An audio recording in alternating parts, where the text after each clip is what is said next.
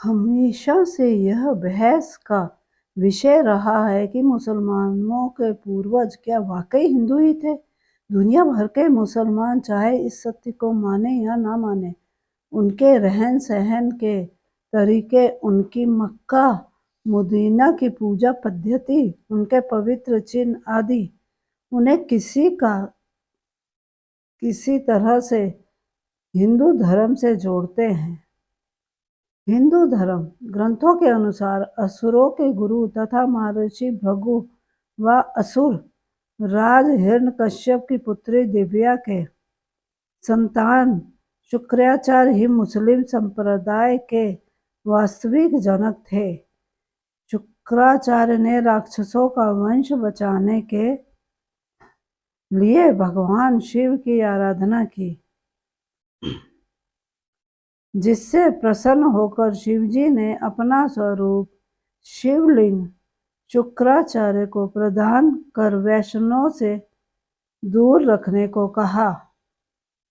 शिवजी का स्पष्ट आदेश था कि जिस दिन कोई भी वैष्णव इस शिवलिंग पर गंगा जल चढ़ा देगा, उस दिन राक्षस वंश का नाश हो जाएगा।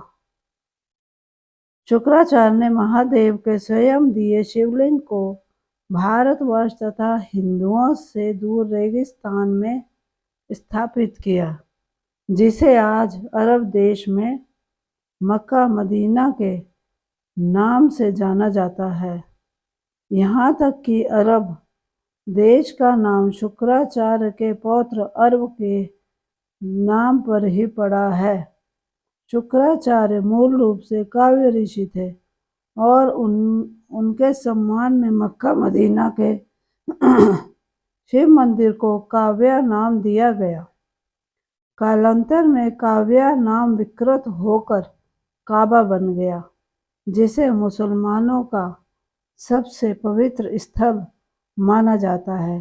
अरबी भाषा में शुक्र का मतलब महान माना जाता है और शुक्र अर्थात शुक्रिया अथवा धन्यवाद शब्दों का जन्म भी गुरु शुक्राचार्य के नाम पर ही हुआ है। मुसलमानों का पवित्र जुम्मा शुक्रवार को मानने की वजह भी गुरु शुक्राचार्य ही है। रामायण के अनुसार शूर्पणखा का वध नहीं हुआ और वह गुरु शुक्राचार्य के आश्रम में ही रहने लगी थी। यह सबको पता है कि भगवान श्री राम के आदेश पर लक्ष्मण ने शूर्पणखा के नाक कान काट दिए थे और तभी से वह अपना चेहरा ढक कर रहती थी। शूर्पणखा के चेहरा ढकने की परंपरा को अरब देश की औरतें आज भी निभाती हैं। अरब देशों के रेगिस्तान में तेज धूप होने की वजह से वहाँ के लोगों ने सिर ढकने के लिए टोपी पहनना शुरू कर दिया, जो आगे चलकर उनकी पूजा पद्धति में शामिल हो गया। रेगिस्तान में उपजाऊ जमीन, अनाज आदि के अभाव में लोगों ने जानवरों को मारकर खाना शुरू किया और इस हत्या को कुर्बानी का नाम दिया गया। इंसानों के मरने के बाद इन्हें जमीन में दफन करने की परंपरा शुरू हुई, जिसका मुख्य कारण रेगिस्तान में जलाने योग्य लकड़ी का ना होना था। काबा में 360 मूर्तियां हैं, जिनमें शनि और चंद्रमा की मूर्तियां शामिल हैं। मुस्लिम इतिहासकारों के अनुसार इनमें से एक ही मूर्ति को अल्लाह का नाम दिया गया।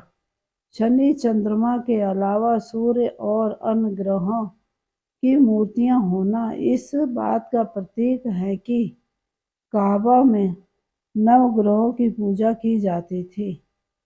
हिंदू धर्म आज भी नवग्रहों की पूजा करता है और यह माना जा सकता है कि मुसलमानों को नवग्रह पूजा सिखाना गुरु शुक्राचार्य का ही काम है। अर्धचंद्र को हिंदू धर्म में पवित्र माना जाता है क्योंकि ये भगवान शिव के ललाट की शोभा बढ़ाता है। अर्धचंद्र चिन्ह का काबा में महादेव के प्रतीक पर होना और इस चिन्ह को मुसलमानों में पवित्र बनाता है और इसे इस्लाम के झंडे पर स्थान दिया गया है। हिंदू धर्म के पवित्र शब्द ओम के संस्कृत रूप ओम को अगर शीशे में देखें तो यह अरबी भाषा में लिखे गए अल्लाह की तरह दिखाई देता है। यहाँ तक कि मुसलमानों में पवित्र माना जाने वाला 786 अंक भी ओम से ही बना है। ध्यान देने वाली बात यह है कि कोई भी मुसलमान इस बात को स्वीकार नहीं करता कि 786 अंक वास्तव में हिंदुओं का वैदिक प्रतीक ओम है।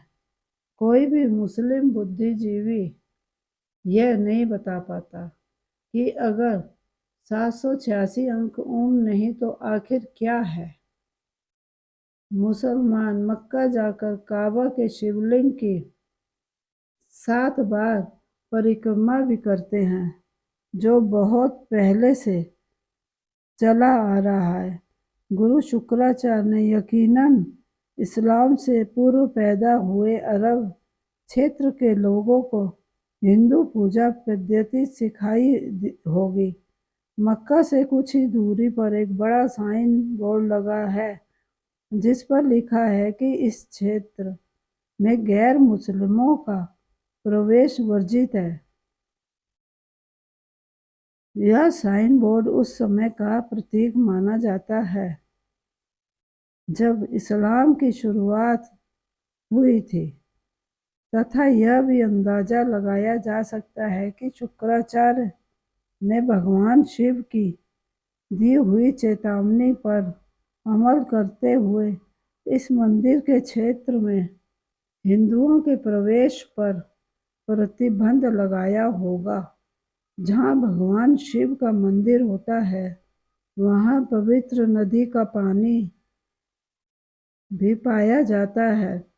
हिंदू मंदिरों की यह परंपरा भी काबा से जुड़ी हुई है और मंदिर के साथ ही पवित्र पानी का स्रोत भी स्थित है जिसे जमजम पानी के नाम से जाना जाता है।